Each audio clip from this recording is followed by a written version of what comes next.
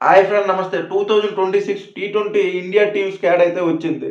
ఆ టీమ్ చూస్తే సెలెక్టర్లు ఒక పక్క ఆశ్చర్యం కలిగేలా సెలెక్ట్ చేశారు. ఇంకో పక్క ఇది కరెక్టే అనిపిస్తుంది. అదేంటంటే ప్రస్తుతం ఇండియా టీమ్ వన్ డే అలాగే టెస్ట్ సిరీస్ కెప్టెన్‌గా వ్యవహరిస్తున్న శుభ్మన్ గిల్‌ని సెలెక్ట్ చేయకపోవడం అందరికి ఆశ్చర్యం కలిగిస్తుంది. మరి ఆయన ప్రస్తుతానికైతే ఫార్మ్ అంతలా లేదు. మరి ఫార్మ్ లేని కారణంగా ఆయన సెలెక్ట్ చేయలేదా? లేకపోతే గాయాల కారణంగా అతన్ని సెలెక్ట్ చేయలేదని మాత్రం అర్థం కావడం లేదు. సూర్యకుమార్ యాదవ్ నేతృత్వంలో ఈ టీం అయితే బరిలోకి దిగనుంది. వైస్ కెప్టెన్ అక్షర్ పటేల్‌గా వ్యవహరిస్తున్నారు. ఈ టీ20 వరల్డ్ కప్ అయితే ఫిబ్రవరి 7 నుంచి అయితే స్టార్ట్ అవుతుంది.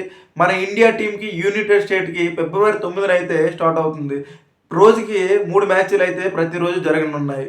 ఒకసారి మన టీంని గమనిస్తే సూర్యకుమార్ యాదవ్, అభిషేక్ శర్మ, అక్షర్ పటేల్, హార్దిక్ పాండ్యా, తిలక్ వర్మ, శివన్ దూబే, ఇషాన్ కిషాన్, రింకు సింగ్, సంజు శాంసన్, బూమ్రా, హర్షిత్ రాణా, హర్షదీప్ సింగ్, వరుణ్ చక్రవర్తి, కుల్దీప్ యాదవ్ ఈ టీం అయితే సెలెక్ట్ చేశారు. ఇక్కడ ఇంకో విశేషం ఏంటంటే వైస్ కెప్టెన్‌గా అక్షర్ పటేల్‌ని సెలెక్ట్ చేశారు.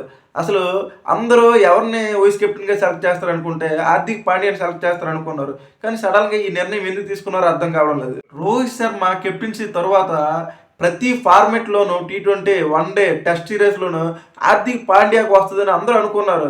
కానీ ఎందుకు ఇలా జరిగిందో అర్థం కావడం లేదు. ఈ మధ్య కాలంలో ఒక సీనియర్స్ లేకుండా పెద్ద కప్పుకి వెళ్ళడం ఇదే తొలిసారి. రోహిత్ శర్మ, కోహ్లీ, జడేజా వీళ్ళందరూ లేకుండా వెళ్ళడం ఇదే తొలిసారి.